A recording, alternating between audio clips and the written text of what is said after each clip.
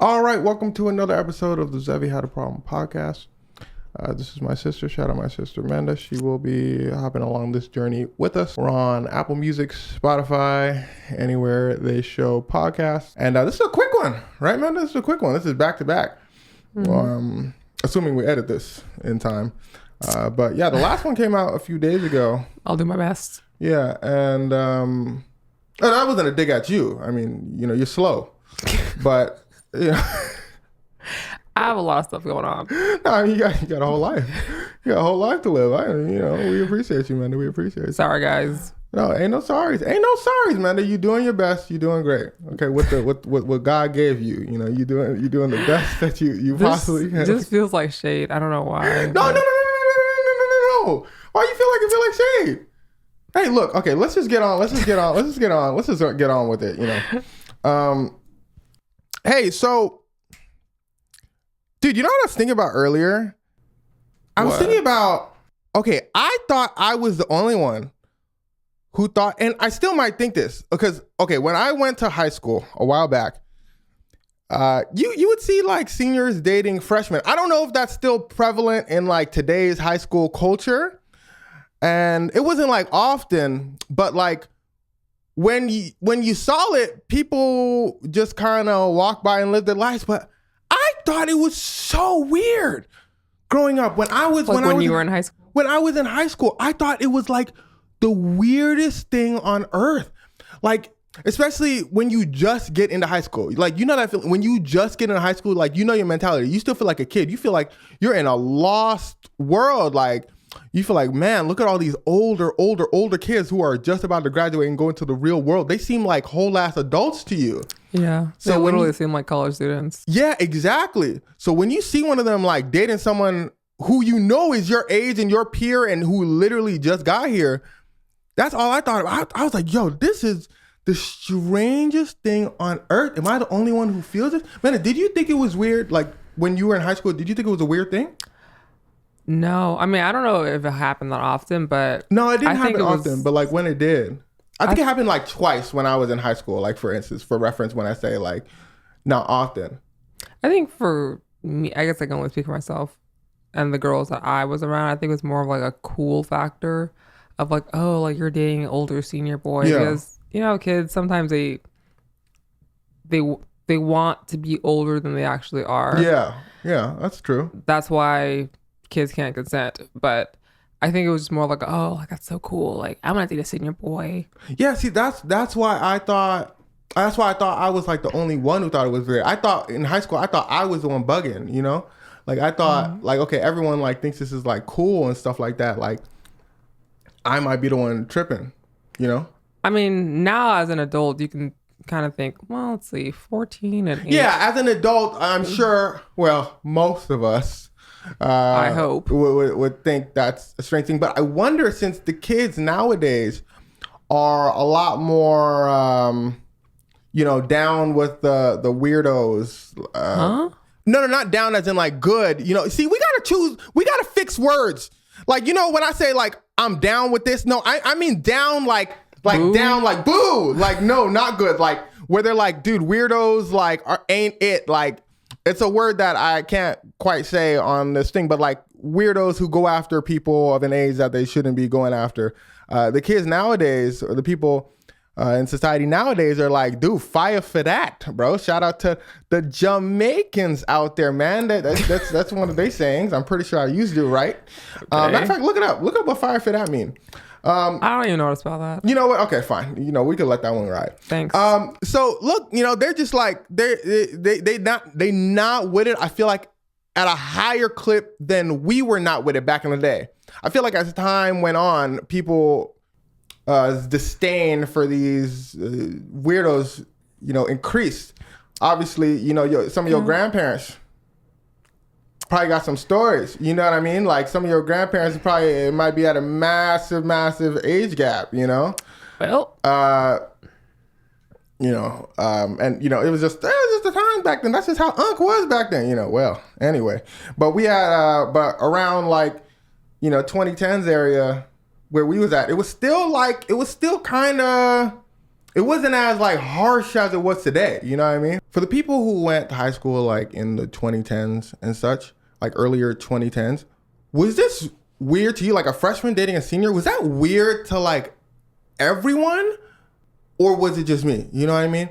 Like did everyone kind of think it was a weird thing, but they thought, okay, maybe, I mean, we're not going to say anything because everyone else thinks it's fine? Or did like a good amount of people think this was a weird thing? And I have another question. For the people who go to high school now, is that still prevalent? Like, do seniors still date freshmen now, or is it looked down upon? Because nowadays, like with age gaps, like people are like, yo, we are not with it. And kudos to the young folk nowadays. So is it looked down upon nowadays in high school? Like if you have a friend that says, oh, I'm dating a dude like who already graduated and all that, are people like, yo, like that's not it, that's not cool? These are genuine questions that I have, and I'm curious as to some of the stories that y'all might bring up. But I think society is trending in a good direction. That being said, anyway, yeah. Alrighty then. All right. Let's go on to topic number one. Let's go on to our first topic. All right. So we're going to talk about two things today. We're going to talk about Donald Trump's attempt at his mortal being.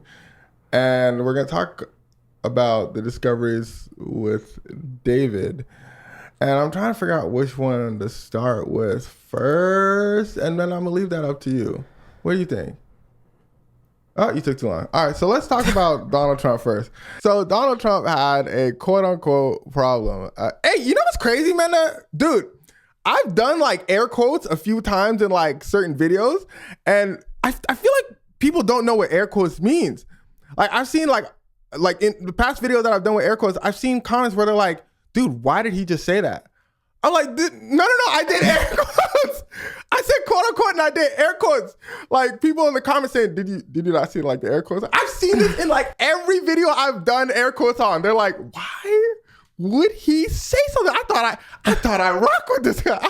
I did this. I did the air quotes. I think maybe that might be a little bit more of a dated thing. Dated? You can't air quotes dated? Well, to be fair, there's a literary crisis going around. So I think a literary crisis. There's a literary crisis going on? Yeah. Oh, is it because of like Girl, TikTok? We people can't read. Is it because of TikTok going on, like people's attention spans? Or I think that's a different problem, but probably has something to do with it as well. Yeah. It's a compounded problem. But regardless, I think the point is, air quotes because you read a book. yeah. Yo, okay, well, I'm sure most people know what air quotes are, but air quote, what does it mean though? I mean, it means. Well, colloquially, I think we all know what it means, but like, what does it mean? I think colloquially, and you know what's crazy, man? Before you even say what you're gonna say, because this is what I want to do. I want to do a little test here. Okay, I want to do a little test. Let's do an experiment. Okay, remember what you were gonna say right now. Okay, but before that, look it up. That's literally like the computer is right in front of you. Okay. So look it up and then tell me if that's what you were gonna say. Because if it's not what you were gonna say, that's insane, right? Like I think it's this and that, but you are a researcher. You are the line. You are a life and death line where it comes to knowledge. I think it's important to know no matter what it says, I'm gonna say that's how I was gonna say it. I know, right? So perhaps this is a waste of time. But let's see what it says. Air quotes are a gesture where a speaker raises both hands and bend. Okay, we understand that. Uh-huh. They are used to signal sarcasm, irony, skepticism, or to indicate that a word or phrase is being quoted or used ironically rather than literally. Oh, okay. I like the irony and skepticism thing because I was thinking about sarcasm earlier, but I'm like, that's not all the way right though, is it? Like if it's just like sarcasm because you're not, but irony or like skepticism. I think that's a big one. Skepticism, where it's, and I think that applies to the Donald Trump thing we're talking about. Now, is that what you're gonna say? Some along the lines of that. Okay, all right. I'll give you that. All right, so they use fancier words than I would have. Okay, fair. So Donald Trump's the attempt on Donald Trump's on his life, and I put air quotes for skepticism, right? To allude to the topic that we're going to speak about, because a lot of people are skeptical about this event for a few reasons. Now, what are those reasons? It's my job to say these things, but no, I know this. That's what you were going to ask. I don't remember what I was going to ask. That's crazy. Oh my God, you just said, whoa, you're frustrating me, dude. You don't remember either. I know, but I'm frustrating myself. Okay, here's what just happened. I paused the video for a second so I could genuinely like think. And then Menda asked me a question, a good question, literally right before I paused. I unpause and say, all right, Menda, ask me what you're going to say so y'all could hear what the question was at home, so it could get the juices flowing. And she literally said, I forgot what I was gonna ask you. Like, literally, like, it was like a second. And that's a new record. But I don't remember a question. Oh my God, to be fair, I don't remember your question too. And it was like 2 seconds after you asked the question. You don't remember either. No, that's right. That's 2 marks on me. I don't remember the question and I don't remember the topic. Okay. I think I'd asked, what were you trying to remember about the event? Oh, that is what you asked. And that's crazy because that doesn't even really help me. That's like... How's that a good question? I know, but I thought it was at the time, or I thought that I thought what I thought was the question was good. It's like if you lose your keys and no, we're going off the road. Wait, all right. So it's like when you lose your keys and somebody says like, do you know where you last left it at? Like, bro, what do you mean? Like what did you ask me again? All right. Let's not do that. Let's keep going. Okay, Donald Trump. We're talking about Donald Trump.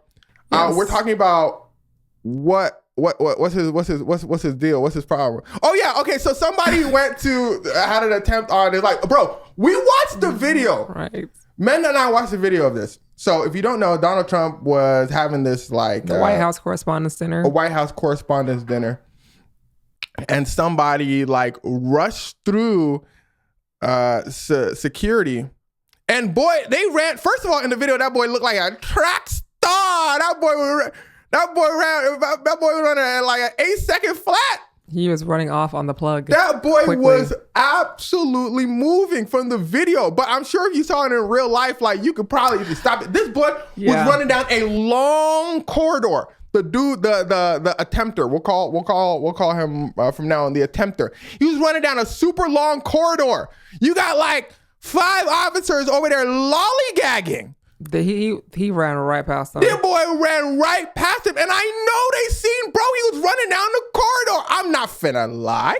If I was part of the Secret Service and all that, shout out to Chris Tucker. If you ever seen Rush Hour, he said, what he say, man? You know the quote. I don't know. Chris Tucker had said that he couldn't wait to work for the FBI. Yeah. Because he didn't take a bullet for the president. And Jackie Chan says, you would never take a bullet for anybody. And Chris Tucker says, yeah, but they don't know that. Boy, that is me in a nutshell. If I was working for the Secret Service, I didn't see bro either. Goddamn, you think I'm finna run it from the bro? Bro, wildin'. If boy is running straight at the Secret Service in an 8-second dash. I will step aside. You know what I'm saying? Now, I'm not finna step aside, man. You see what I'm saying? I will step aside. No, I understand, but you gotta do it slick though. You gotta stand there and you gotta pretend that you was going for him last second. You know what I'm saying? Like, so you could be like you was in there. You know, like if I seen bro, I'm moving a little to the side. You know, it's all calculations. It's all plans. I'm moving a little to the side at an angle where it looks like I couldn't have possibly reached him and somebody was closer than me. You know what I'm saying? So people could be like, oh man, hey, Johnson, why didn't you get him? They're not gonna say, Xevi, why didn't you get him? Because I was a little more left to the frame. You know what I mean? Like Johnson was closer. So afterwards, I could be like, Johnson, what happened? But he ran between everybody. But I'm trying to say, Johnson, I wasn't there. Like I tried. Y'all look at the video. Y'all see me try. But you was closer. You know what I mean, Johnson? Master gaslighting in that situation, kids. You gotta understand. That's some good gaslighting. You know what I'm saying? You gotta understand. Look, dude. Hey, your life is precious. Your life is precious out there, children. Shout out to the folks. Your life is precious, especially if I'm working with Donald Trump. God, I might give bro a high five. Bro, I'm like giving bro a high five as he going through. Goddamn, get me arrested the next day. I just put my hand up. I put my hand up and I try to say stop. And then he must have slapped it, thinking I was. What are you talking about? Oh Lord, I'll go to prison. Holy smokes! What were you saying? You was over there stuttering and stammering. I don't know. Damn. Not now. I don't know, but regardless. Oh yeah, I was saying I'm not dying for a job. A job in general, or that job? Yeah, a job in general, but especially that job. No, especially that job. No, they got it. They absolutely got it. So I can look, but the Secret Service, I'm sure they weren't thinking like how Xevi was thinking. So, the fact that they let bro run through, dude, automatically is so odd. Like, it's just so odd. It's like they didn't even attempt to tackle him or nothing. Like, he just ran right through. And the crazy part is, after the whole thing went down, which we're gonna talk about in a second, they didn't mention anything, Menda. You know what's so weird? I feel like if moments like this happen, like legit moments like this happen, like that's like the question they would be asking all over the news. Like they'd be like, where was security? Why didn't security do anything? Why?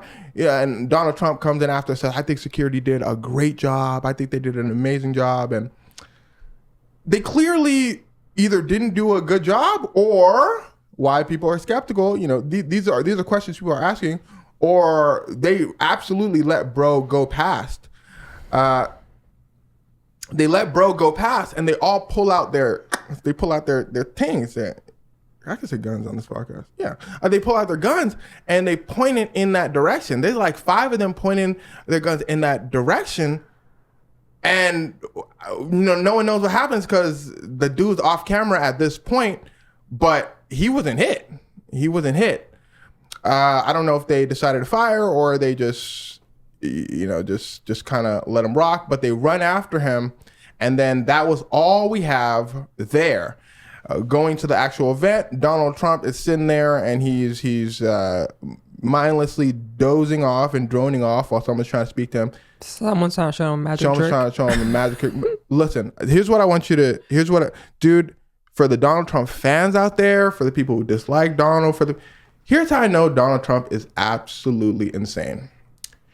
You can't, and I challenge you to do this, you can't find one video where Donald Trump is actually listening to someone. I promise you this. He be looking like me.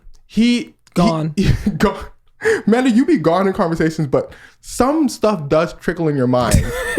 Like, this guy looks like he's on a whole nother planet. He's not even trying to pretend. Like, he is literally just zoned out, thinking about himself, thinking about what he's about to eat or something like that.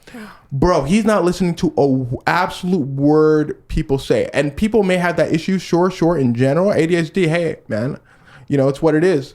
I don't know what he got, but yeah, I'm not gonna say he has ADHD. No, in his case, it's like nothing can matter so much. Dude, people are like telling him deep things. Look, I don't care who you are. If somebody's like having to say something to you, and they're like, yeah, and like 5 people got, and your ears are probably gonna perk up. You can be like, whoa, what? Donald Trump, a while back, this was during his first term, there was somebody speaking to him about like hospital traumas. It was something along that line, and it was like a White House like press thing. Dude, I'm just saying, at least if you don't have the wherewithal to fake it, that means you absolutely don't care. Donald Trump is completely zoning out. And the dude is talking about, hey, look, man, we're so glad that you met with us, Donald Trump, because it's been so hard. It's been so hard. Like, there's a lot going on. There's people getting all over the place in the hospital. There's people dying in the hospital. Basically, like, I think there were doctors, nurses, and Donald Trump is just zoned. And then as soon as the dude finishes, Donald Trump's brain gets alerted because there's a pause. Oh, there's a pause. That means it's my turn to talk. So Donald Trump says, so I have this pen over here, and these are nice pens. Bro, are so you kidding? He was yapping about that pen. He was talking about a pen, and dude just poured his life out there. I'm saying, yo, it's hard. People dying in the hospitals. We over there, and Donald Trump starts talking about his pen. This is a great pen. Look at this pen. This dude absolutely not there when people speak to him. And if he can't be there when somebody's talking about what they're going through in the hospital, he can't be there in general. Look, that being said, this magician is showing him a magic trick, and Donald Trump just spaced out, zoned out. And then there's a loud noise that goes off. It's like a shot that goes off. Melania is alerted. She's like, shot. She's like, oh, like something's going on. People like moving around. Donald Trump still zoned out. Still looking in the same spot, same position. He just expression unchanged. Expression unchanged. He like just zoned. And it was like, yeah, it was loud. Like people moving, people shaking, people ducking a little bit. People like, what going on? Donald Trump space zoned out. Somebody come pick him up. He like, huh? What going on? Donald Trump never cared. Donald Trump never cared, bro. He like, oh, we moving? Even while they're shuffling him, I was looking for some sort of expression of fear and shock. He like, huh? All right, come on, let's go. We out. I'll give it to him. Man, he really don't care. He thinking like, what I'm finna eat? Like, that's all he thinking of. Like, that's all his brain can like gear up at. He's like, man, what I'm finna eat for dinner? Damn, bro. When I get home, bro, I'm finna. Oh my god, I'm finna take it. Like that's all. Yo, Donald Trump is tripping, bro. Regardless, that goes on. They caught bro. Like upstairs. They caught bro upstairs. The attempted shooter. Yeah, they caught him upstairs, and it's interesting because we don't got anything but from what we're told, and yeah, that's the story. Bro ran past security. He didn't get to the place. There was a shot, and look, here's the thing: if I were to craft a story, and I'm not saying this happened, this didn't happen. I genuinely don't know. What I mean by happened didn't happen is I'm not saying this was staged, not staged, but if I was told to stage something, I would do it like this. You know, if I was told to stage something with less brain power, I guess I would do it like this. This is just like, it's so, maybe not even with less brain power, because you need to tell a story that's easy enough, I guess. Look, the dude runs past security, okay?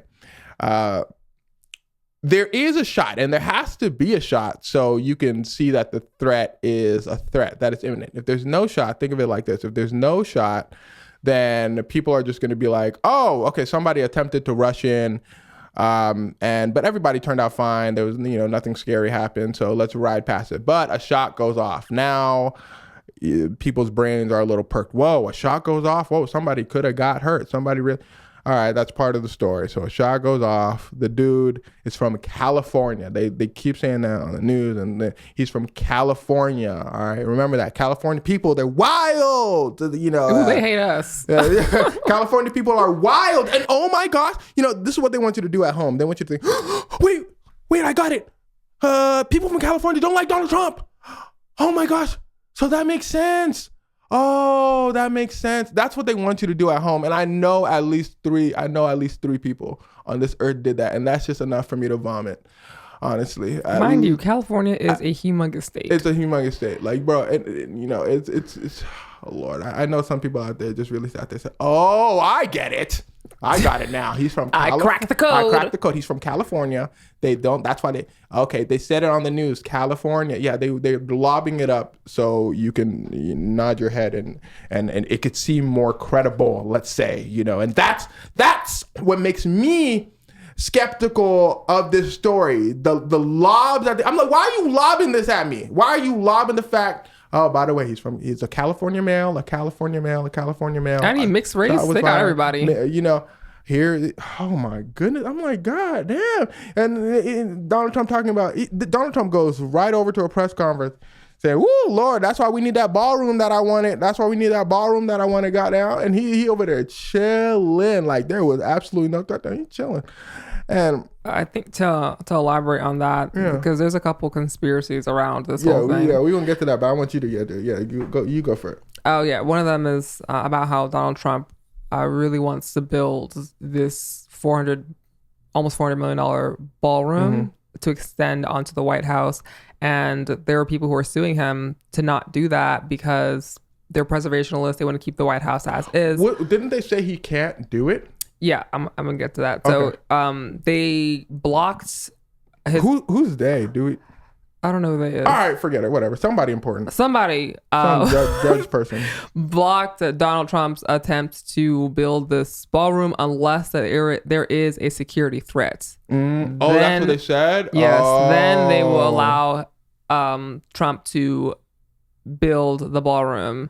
And then a couple of days later, conveniently, now that there has been a security threat and Donald Trump goes on TV talking about, see, we should build the ballroom. I almost got ate up. Now they people have. I'm butchering the story. No, I think that's like the gist of it. I think it's good. That's the gist of it, and lawmakers have dropped lawsuits that have to do with Trump being able to move forward with building the ballroom. Basically, it seems like he's going to be able to do it now. Okay, and they were thinking that it was the shooting was staged in order for him to get his little ballroom. See, if I knew nothing about this earth, and you came to me with two stories, and you came to me with that story saying it was a stage because of this, and you came to me with the story of what happened, what Donald Trump is saying happened, all that.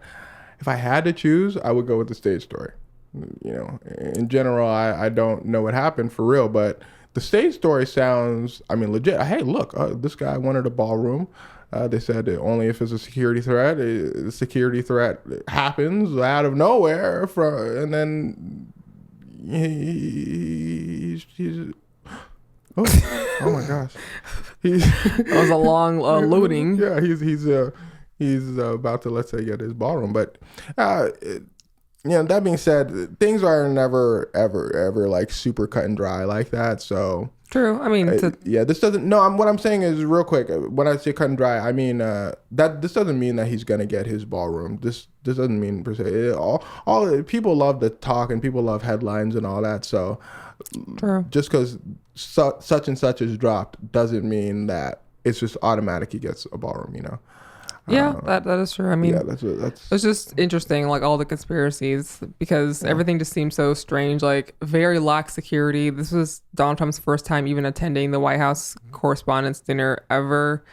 So, I don't know. There does seem like some type of ulterior motive, it seems. You know, whether it is, whether it ain't. You know what's crazy? That's the war in Iran is still going on? Yeah. Well, what about them Epstein files? What's going on with that? Yeah, I wasn't gonna say that, but like, yeah, that's actually really crazy. Yeah, gas is high. I was gonna say I don't care, and yeah, I guess that's why I don't care. Like, there's other things to like, let's say, care about, dude. I don't give a bro, and I feel like, bro, people at home don't give a. You know, it's honestly even not. I don't even know if it's that big of news at this point. Like, I'm sure it is, but it doesn't seem like anybody really cares like that. Bro, I swear nobody cares about this. Like, bro, people live lives. People live their lives. They literally get up in the morning, go to a job that their boss is over there yelling at them. They like, I hate this job, this and that, and then they gotta pay gas. How much did you pay for gas last week? Remember you sent me that message? Listen, this is my first time paying gas in a minute because we used to have an electric whip. I just got a gas car. Dude, it's 3/4 of the way in. To fill it up, it costs $125. Mind you, I live in California, but this was, I was like, hey, yo, like, oh, what they really talking about it's expensive for real. Like, you telling me I'm driving to work to do such and such, and then half my paycheck go to work type? Like, what are y'all folk on? You know what I mean? Yeah, gas is definitely double, even in LA, anywhere. And you know what? It's like the little things. It's like, bro, the little things are enough for Xevi. The little things are enough for me. I don't care about this. I don't care about that. I don't care about this lie. I don't care about that lie from president, this, president, that. It's the little things where it's just enough where I could sit there and pay that much for gas. I'm not tripping. I'm like, all right, I'm paying a lot for gas. That's tough. But when the powers at B are flippant about it, like when they don't feel it, because I know Donald Trump ain't never sat there and like put his pump on the gas. I know he never struggled to like get that few cents in to get him home. You know what I'm saying? Like them college days was rough. I remember I got $1 of gas one Bro, time. I'm saying, me too. I remember I was strapped for gas 25 miles home. I said, I was doing the math. I said, this college degree, okay, this taught me how to do math. The man I'd be paying that taught me how to do math. I said, let me do the calculations. 56 cents. Okay, that could definitely get me home. Ooh, times are tough. You know what I'm saying? Like, this boy ain't never been through that. Goddamn. Like, so he's sitting there and he can't even, he's not a good enough actor to fake that. You need life experiences. So he's sitting there on camera and they talking about, oh yeah, gas probably gonna stay like that for a year next year, like until like.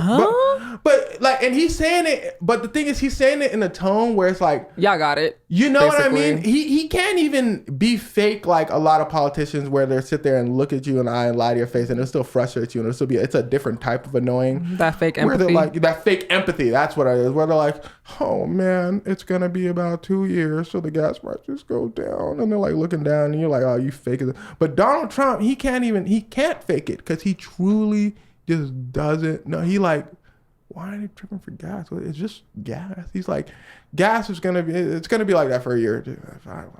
He's just like, why are y'all asking me this question? Like, cause he don't know what people are going through on a daily. He don't know what people dealing with, and that's the little stuff that gets me like, oh man, I'm not mad at you, Donald. I'm not mad at you, Donald, because you are who you are.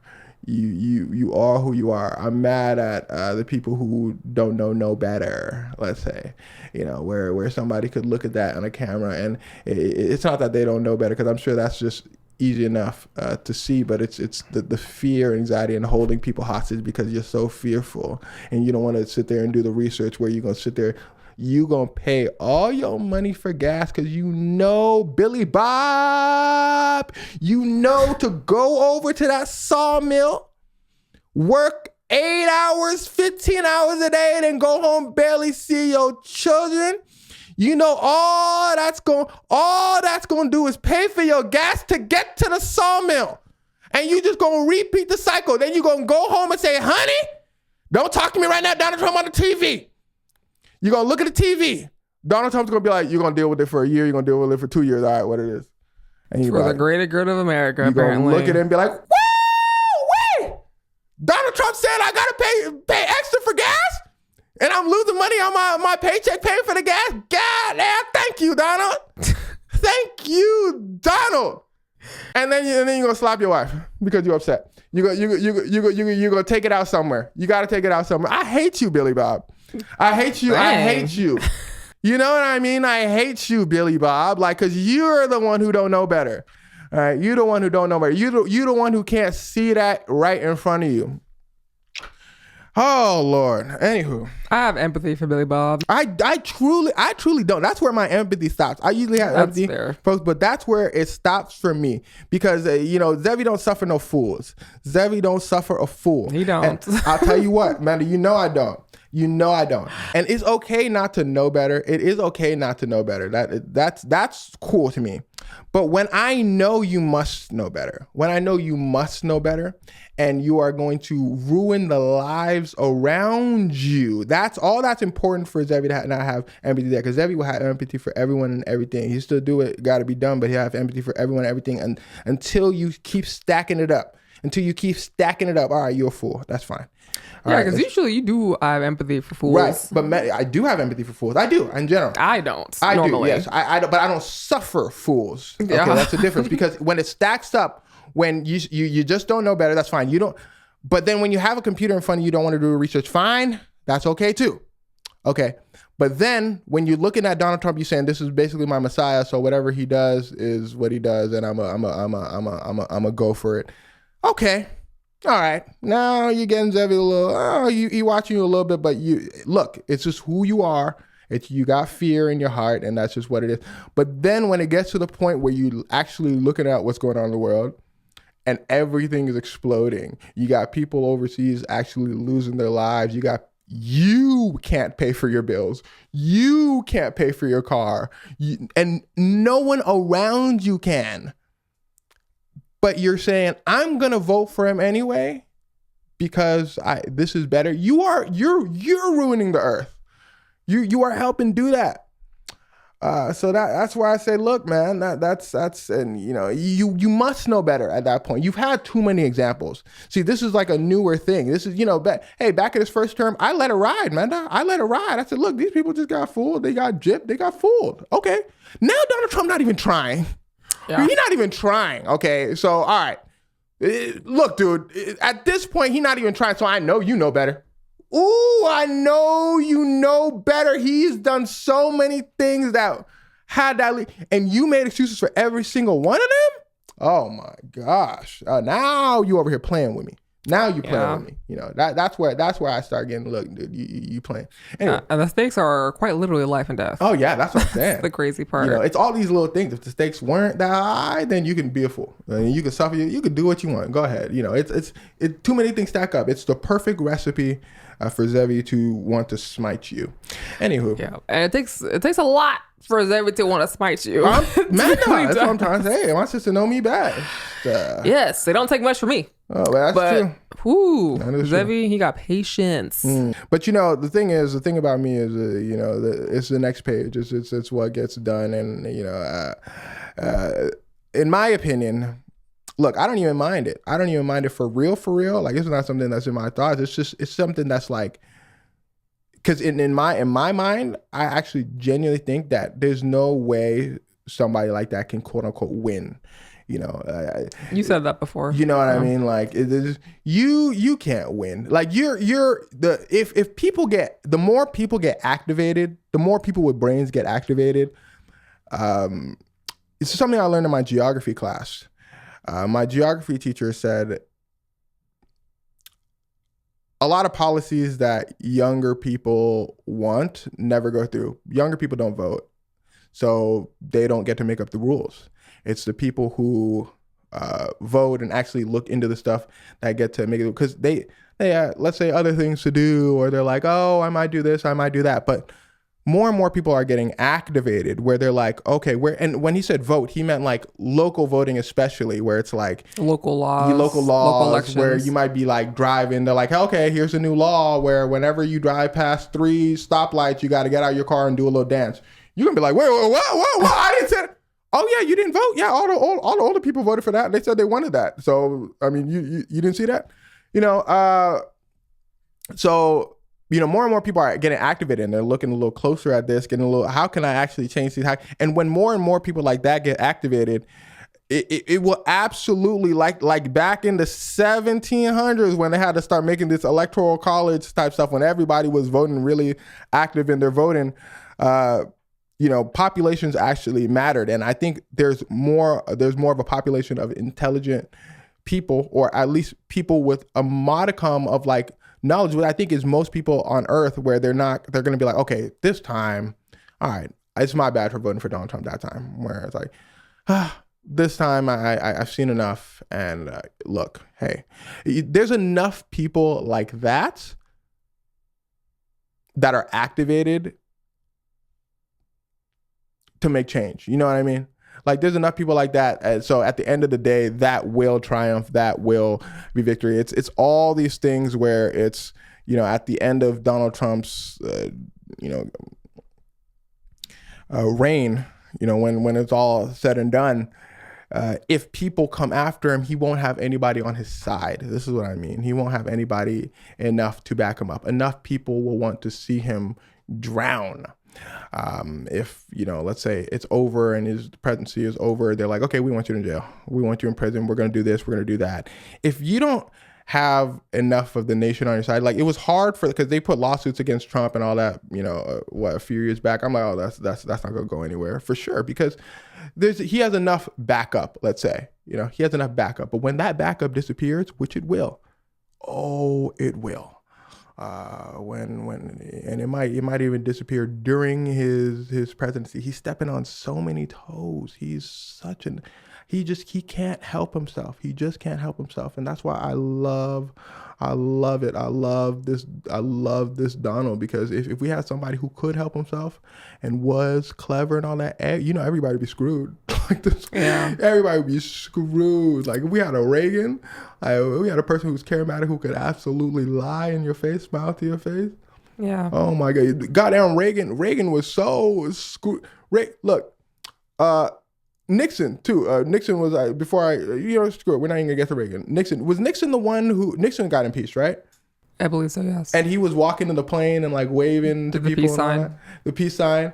Dude, Nixon has a famous picture. Yeah, double check that for me. Nixon has a famous picture where he's holding up the peace sign like on a plane, and like you would think he won the World Series, but he's walking away from getting impeached. Like they're like, dude, you're fired. You can't be president anymore. Like, wait. Huh?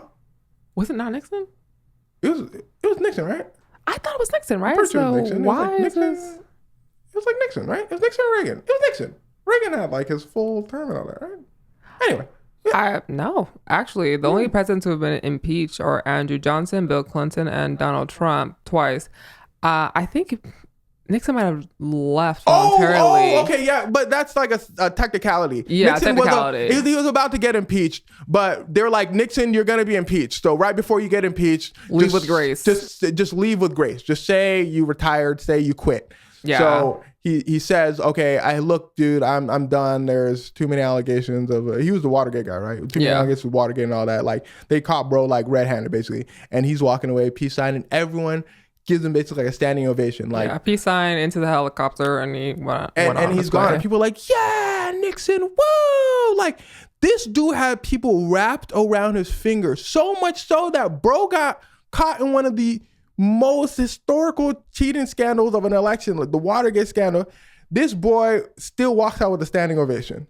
Like, whoa, he had people wrapped around his finger. That's a liar. That's a dude. That's a dude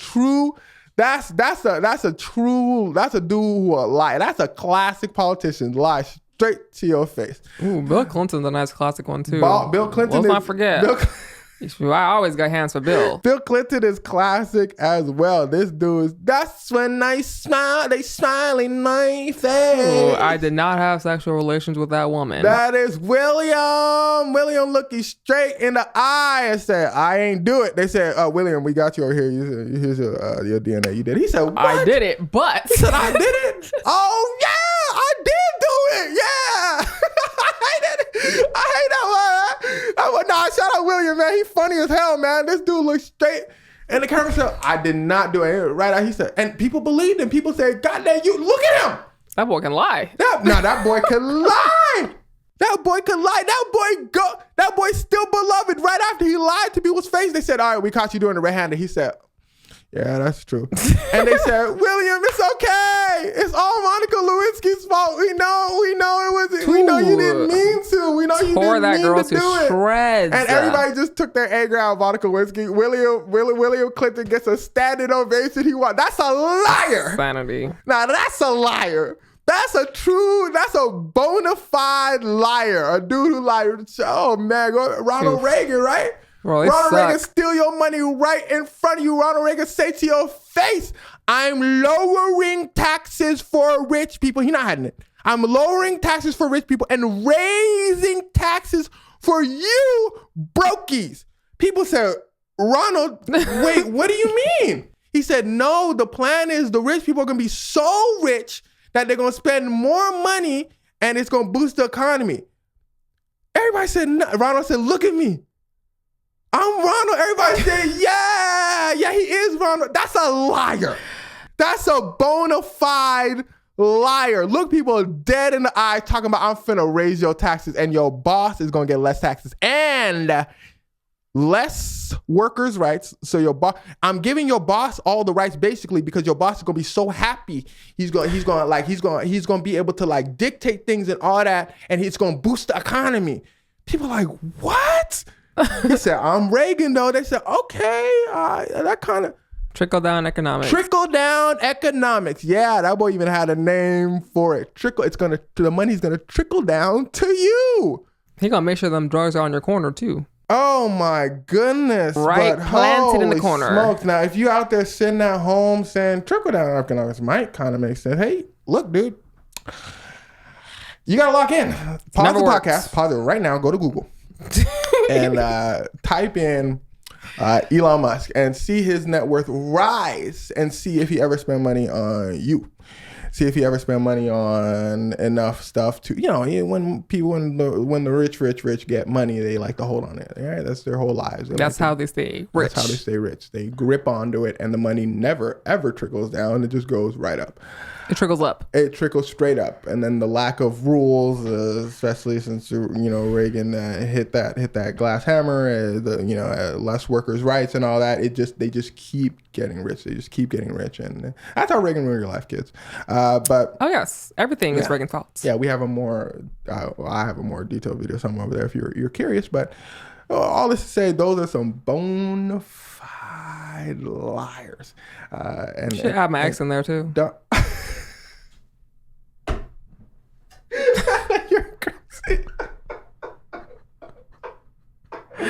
Well, talking about bona fide liars. You said what? We're talking about bona fide liars. Hey, man, the act bona fide liar. Bona fide liar. Boy, man, not come around me, goddamn. Anywho, why am I sissy? Stupid. Look, here's one more liar for y'all. Here's one more liar for y'all for good. John F. Kennedy. Bro. John F. Kennedy, a bona fide liar. Original. But a bona fide liar, and the way you're thinking, yeah, but in a flip way.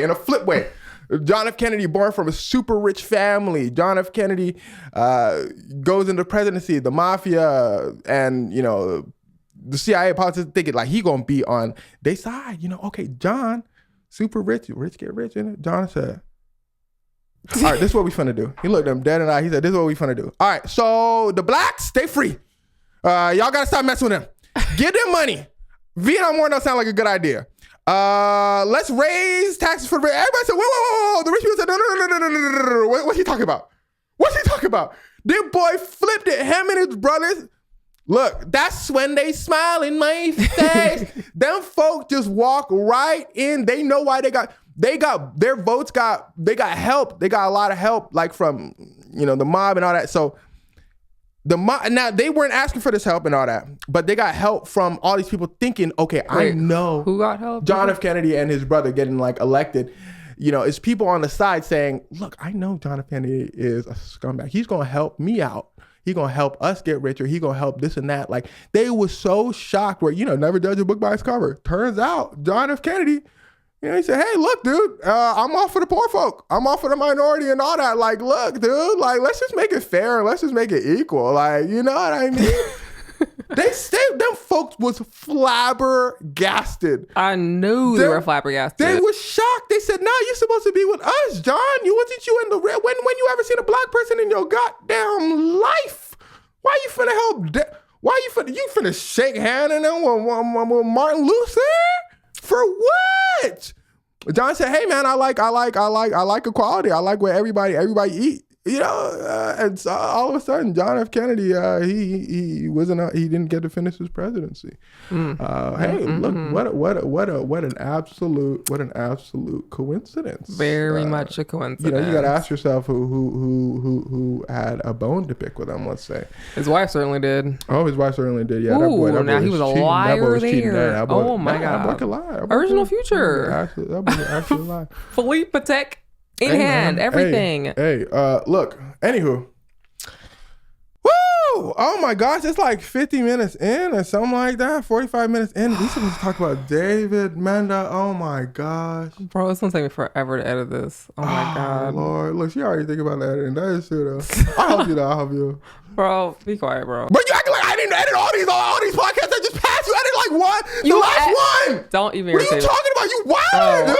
I literally edited like the first 10 podcasts. No, you did not. He oh did. My God. You said, we're talking about bona fide liars, right? It's a perfect segment for you to pop up.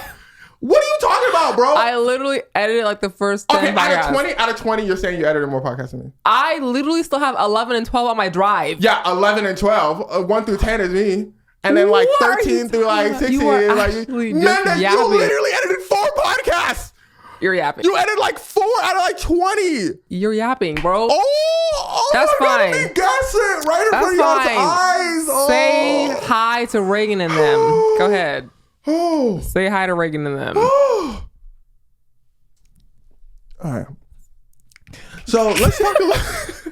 Let's talk a little bit about David, man. All right, now it's time for a quick ad break with our sponsor of today's video, GLD. Check out the dope bracelet they sent. Let's get up close on that. Yeah. Shining. Now, think about this for a second. Every guy has their go-to piece. The shoes that go with everything, the jeans that fit right with everything, the t-shirt that fits right, drippy. You don't think about it, you just grab it, you know it works. But most guys are missing one thing from that lineup, jewelry, and that's where GLD comes in. They make the kind of pieces that become a part of your routine, not the type of pieces that you just wear every once in a while. Just clean, quality pieces that make your fit look fresh. Once you add a GLD chain to your rotation, you're never going back. And this isn't the cheap stuff. GLD only uses real gold. Every stone is hand set, and their production process is on a completely different level. And they have everything too. Chains, pendants, bracelets, and even a nice selection of watches. Whether you keep it simple or like a little shine, they've got you covered. And it's not just hype. They have over 2 million customers and 50,000 5-star reviews, with GLD being worn by names like Justin Bieber, Micah Parsons, Malik Nabbers, A$AP Rocky, and many more. The best part, every single piece is guaranteed for life. So if you want to look good,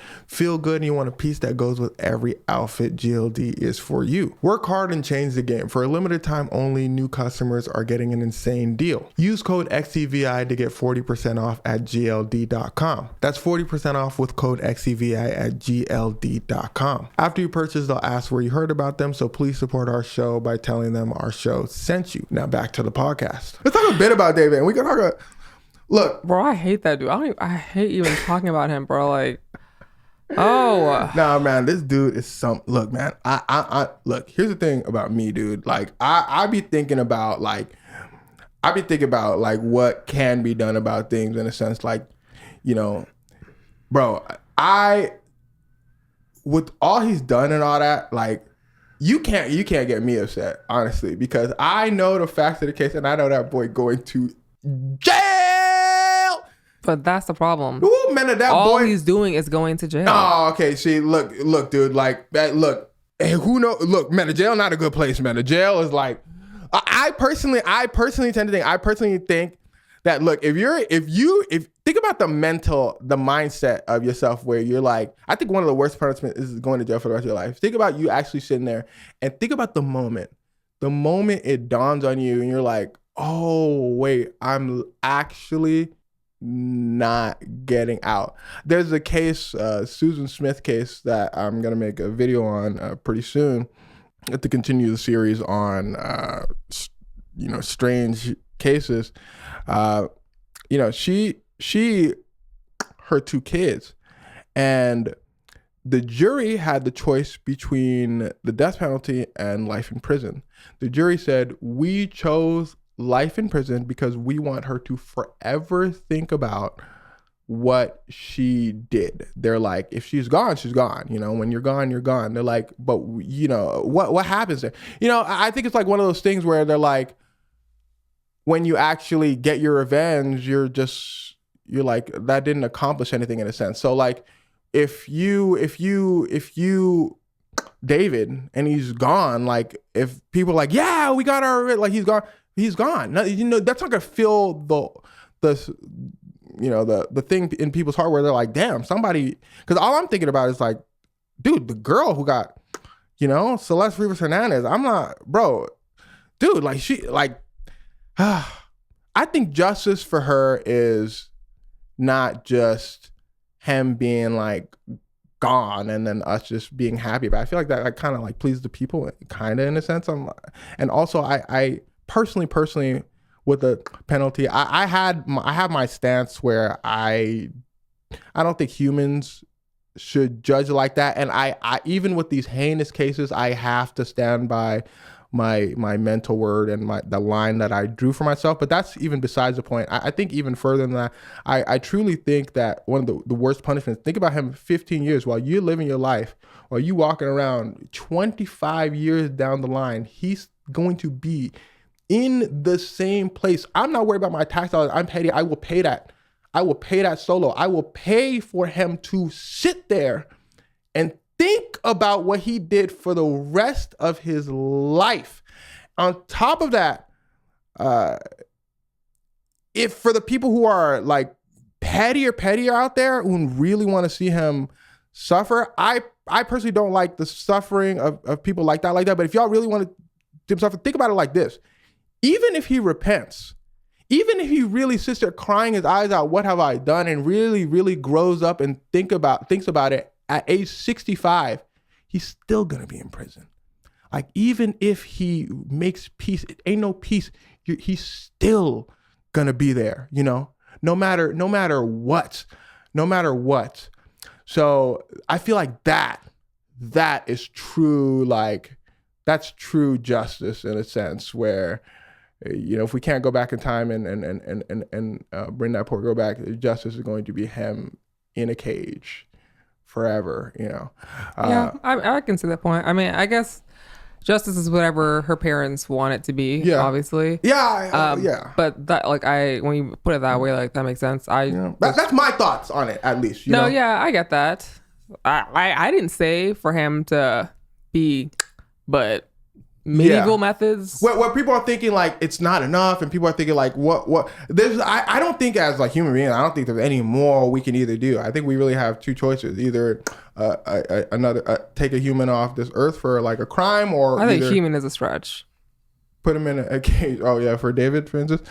And all this to say, because we must say, allegedly, and like innocent until proven guilty. But when we're gonna talk about the evidence a little bit, and when you hear this, you're just like, dude, like this is like one of those.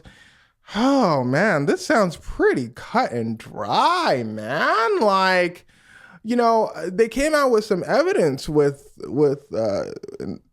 David, involving David, and they got his text messages. Of him inviting her out. Actually, before that, let's make this a story. So David had a problem, and a lot of pieces in this case actually start fitting together since the police came out with more evidence. So when it was found out David was in a relationship with Celeste, or excuse me, let me flip that. So when people found out Celeste was in a relationship with David, like her friends, family, and all that, they called the police, like immediately. They're like, yo, the family called the police. They're like, nah, dude, where's my daughter? Like, something's going on over here. So, a lot of people sitting there saying the family didn't do enough. You'll see in the story that it seems they did as much as they could. So, they find out and they go to the police immediately. The police, I was upset at the police over there in Riverside for a little bit, but I didn't know the full story. I thought that they didn't really do anything in the situation, but that's my bad on me now, because it turns out that they actually did follow up. They got in contact with David and they told him, look, dude, hey, the family's over here looking for her, and she's of a certain age that you should not be seeing her at. David said, oh, I didn't know that. I had no idea. We didn't really hang out like that, but I didn't know. And the police said, okay, bet. The Riverside police hang up, and the Riverside police followed up. They got in contact with the sheriff's department, the LA County Sheriff's Department. They said, look, we need you guys to go over there, perform a wellness check, and look in to David. Go over there and see if that girl is there.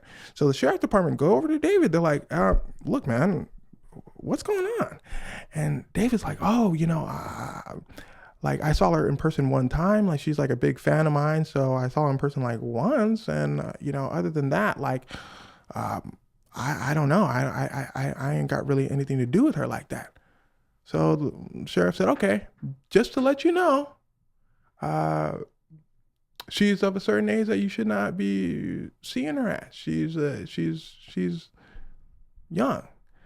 And that is basically a sign to him saying, if you say you don't know, fine, but now, okay? So the police did a good job there, I think, where, you can't raid his house, you can't storm in, but that's kind of a lob for the future. And you'll see why that's important, because they're saying you can't have an excuse now. We told you to your face, we are looking for her, and this is her age. You can't use that excuse no matter what. We have told you this, and it's all in writing. Okay? You heard this 2 times. We told you this. So David said, oh, mysteriously, miraculously, 2 days later, she gets sent home. She returns home. oh, a missing girl that David has never seen. The police approach David and see David, and then 2 days later she's home. Okay, fine. Police, look, they not even gonna go hard on that, right? So in police's mind, it seems that they was thinking, all right, all's well that ends well in a sense, and we're probably not going to win a case where if we look hard into it and see if she was with him or not with him, David's going to hire a good lawyer. We're probably not going to win a case where it says like David had a relationship with this girl and okay, let's just sit and let's wait. Whether that's the right call, I don't know. Whether you guys think police should have, if she got sent home, police should have kept going and went to David and said, hey, it's a coincidence that she's home now. Did you actually have something to do with her being here? Like, why was she? Look, it doesn't seem like they would have won that case, but if you think they should have done more, then that's your opinion. I genuinely don't know what they could have and could not have done. But she's home, and her parents take her phone. They take her phone away. And David approaches the classmate. This is on video. This is on camera. This dude is out his mind. They're taking a video, bro. And he drives over. He gives $1,000 to one of her classmates to give her another phone. This is all in the evidence. It's all in the reports by prosecutors. Meaning, and they got like a bunch of subpoenas and all that. Meaning they're not gonna say this unless they went over to talk to the dude and say, hey, why did David come over to you? Tell me out your own mouth. This is a picture of you. David's giving you money. Why did he give you money? Before you answer that question, by the way, young man, we're talking about a girl getting here. We're talking about that. So, I mean, you're going to tell us the truth. When the stakes are that high, people are just going to tell you what it is. And look, this is one of her classmates. I'm sure he would want to anyway. And he said, look, I gave David a phone. He gave me some, or I gave Celeste a phone to keep in contact with David. He gave me some money. And he probably not thinking anything of it, but Celeste is continuously in contact with David. Now that is what that's like heinous to me in a sense, because it's bro got his warning. Bro got his don't do this, and he starts skirting the rules in a sense. Her parents are at war with you. They're saying we don't want her speaking with you. We don't want that. You're gonna go out your way to give a dude $1,000 to. All right.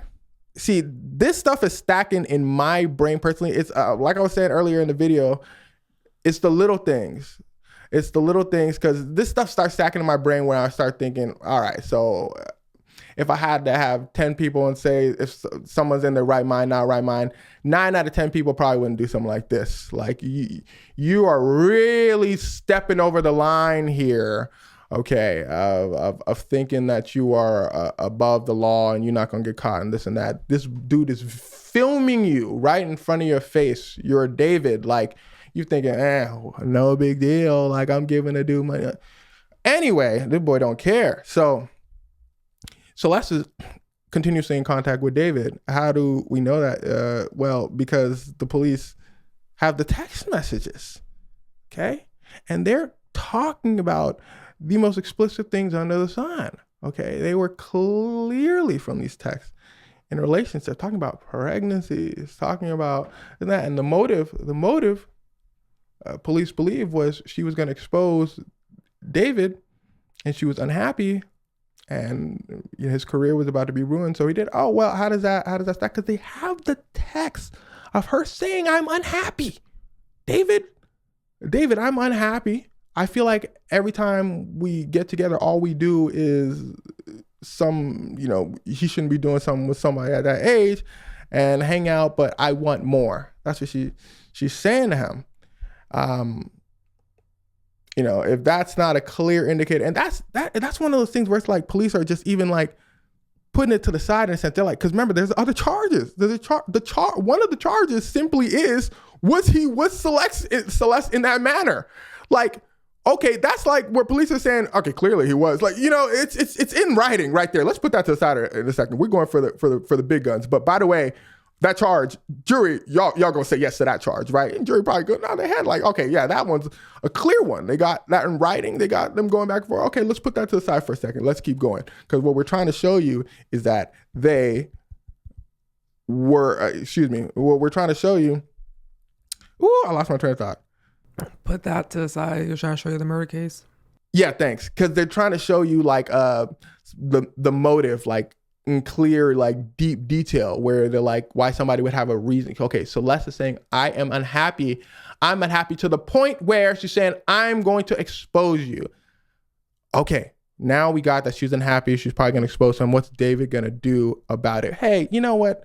Look, I might be a jury member. I might be sitting there going, hey, man, look, someone getting exposed, that's not enough to somebody. Nah, man, no way. Well, what if I tell you at this time, David was about to release an album. David had a Fortnite skin release. That's a big deal. David's song is the first official theme song for Fortnite. His career is going up at this time. This is 2025. He got hit songs, man. You heard his song in Invincible? Feel like I have it downloaded. He's got hits. Or I had it downloaded. Yeah, he's got hits. Thank you for that correction. He's got hits everywhere and all that. His career is going up. So police are saying, like, think about where his career was at this time. Think about the mindset he's probably having, like, oh, she's about to expose me and ruin my entire career while it's going up. Like this fame, I'm feeling it.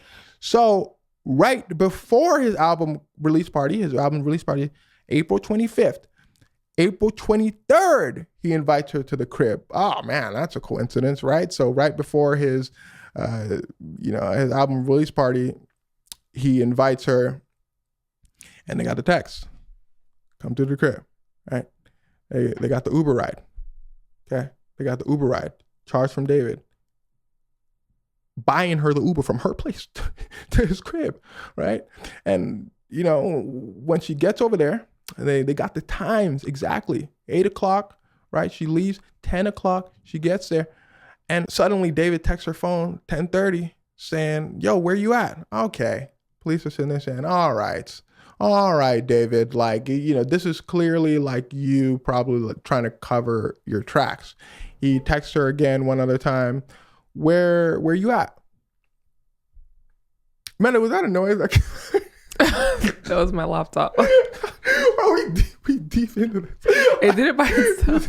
I am so easily distracted. That is insane. I didn't even register the noise. Oh man, that's what I'm saying. It's not even you. Like I was staring at you locked in. That noise threw me off whack, dude. I was so locked in, and that noise. I looked at you. I couldn't get back to it. What was I talking about? I mean, now I don't remember. Oh yeah, I did. Okay, so we'll just jump in from here. So he's okay. So I remember. Okay, you can't say that as I remember because I'm gonna forget. Yeah, I forgot too. He's driving away. He's driving away from his house, and they got pings to cell towers and all that. They could track people like this. So he's driving away from his house. He drives to like a location somewhere in San Bernardino, San Barbara. You don't even gotta look that up, man. It doesn't have to be specific, but basically, if you're not from California, somewhere kind of far from LA, like an hour and a half or something like that from LA. And he texts her again at that point saying, yo, where you at? And then he drives back home. And police are like, we think you drove over to that location to store the body or store her stuff. How do you know that, police? Well, we went over there and we found her stuff. Oh. Yeah. Would you look at that? So we went over to the location that we know David went, and we found Celeste's stuff. Huh. And then we went back to David's crib, and what happened? I was saying, you're looking at me. Look at the camera. Oh, yeah, thanks. Then we went back to David's crib, and we find blood splatter. Look, man. Lock him up. Huh? Just lock him up. Look, dude, like we found Celeste. We found Celeste's biological. Basically, Celeste was there. Her bio was there. And here's the thing about folks. I took a hematology class in bio back in college, and I'm sitting there learning the most shocking things. Look, dude, man, criminology, these folks can find stuff. You have to really, people think it's like a movie, like Mendo was telling me earlier, like people think it's like a movie, like you can somebody and like hide the body. And dude, if you somebody like with, let's say, a gun, then there's going to be splatter. I don't want to use that word, but there's going to be splatter. Like there's no way you can clean up every single drop out there. They're going to find something. And if they find a single drop, they will know where physics, they'll know the trajectory of where that drop must have came from. And they find another drop and they link that. They know that where that must have came from down to the location. He did it right here in this spot. This is where he was sitting. He did it with his left hand, because if he did it with his right hand, the splatter would have been a few millimeters to the right. So we know he did it with his left hand because the location, dude, they got you down. Like you can't just somebody and think you won't get away with it when you're using certain materials, let's say, and the material in question for David was a chainsaw. Okay. So that's not how her was with a sharp object, allegedly, right? With a sharp object. And then to dispose of her, he bought chainsaws and an inflatable kiddie pool, thinking, okay, if I do this in the kiddie pool, like the movies, then all the bloods are going to be like in this location, like in the movies, and it's going to be good. They're not going to find me out. Like if I did it on my floor, that would be dumb, right? Because they would be able to probably, nah, man, if you have a chainsaw, there's going to be splatter. Okay. There's going to be, and he bought this stuff on an Amazon account under a different name. And, they got all kind of things to trace things to your crib and all that. It gets to David's crib and, they're sitting there like, oh my God. And that goes with the premeditation, right? And that goes with look, David, this is just one of those, the evidence is really, really stacked against him. It's and when they build a character profile of him, always talking about death and gore at all times, even folk playing Fortnite with him way back in the day saying, oh yeah, we stopped talking to him because he was a little weird. He would always send gore in the group chats. Like when they build, this is before you even famous. So it's not like you just doing it as an act for your career. The defense attorney comes out and says, that's just an act. This is, they got people from back when saying, no, before David was famous. Nah, he was sending that in the group chat. Yeah, he was. Look, man, this one is looking like it's a lot. What can you really say as a defense attorney? Not much. Not much. That is some evidence over there, huh? Yeah. Oh my goodness. Like, it looks like the police wasn't out there twiddling their thumbs. It looks like they was really, really getting down to it. It looked like they really didn't want to lose this one. This time. Mm-hmm. This time, and Xevi ain't never finna defend no polices. Yeah, we from LA. You know what I'm saying? But one thing for sure, two things for certain. Look, sometimes you gotta shake the man's hand and pat him on the back. It looks like they was really getting there in the weeds. And this is a part of the evidence we're speaking of. We're not talking about the wiretap. We're not talking about the rest of the case. They wanted to they got him on surveillance as the last person to drive his car.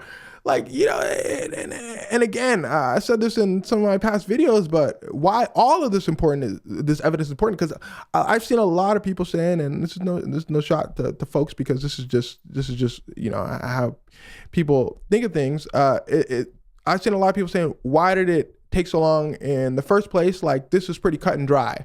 You would think, right? You would think it's cut and dry, but man, defense attorneys get paid the big bucks for a reason. Their job isn't to prove or disprove anything. That's the prosecutor's job. The defense attorney's job is to poke holes Doubt. That's their job. That's their entire job. Their job is to poke holes in police's theories. So that's why they take so long to find evidence. It's evidence on top of evidence on top of evidence. It's enough to where holes can't be. Maybe they could poke a hole here, but they can't stop the hole here, and they can't stop the hole here, and they can't stop the hole here, and there's enough to cause a flood. Woo! I gotta put that. I gotta put that on a T-shirt. That was a pretty good analogy, don't you think, Amanda? How many T-shirts do you have at this point? We got a couple on the queue. Always putting something on a T-shirt. I hear dropping gems, golly. Ain't that right, big sis?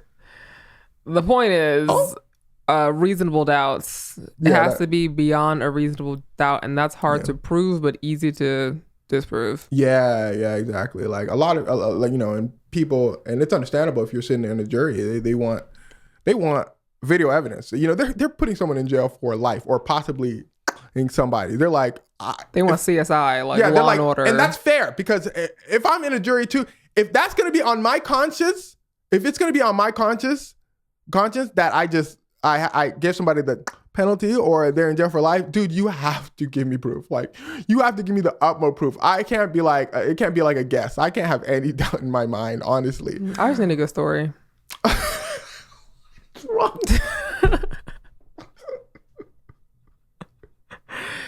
The most compelling story wins for me.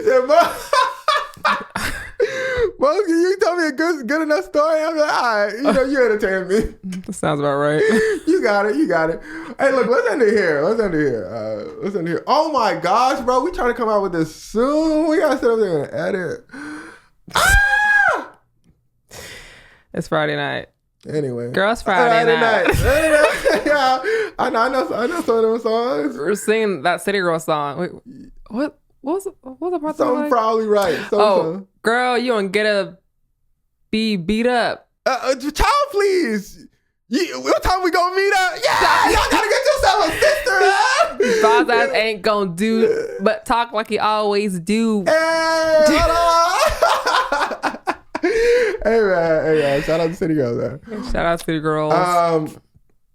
Anyway, let's end it here. But shout out to folks. Gaming video is still gonna come out. We recorded one like that 2 weeks ago, but we just haven't had the time to get it done. But gaming video is still gonna come out with Amanda and I, and more on the series with Strange Crimes coming up soon. Next thing's gonna be on Susan Smith, and that's all there is to it. All right, y'all. We'll see y'all on the flip. See ya. All right, peace.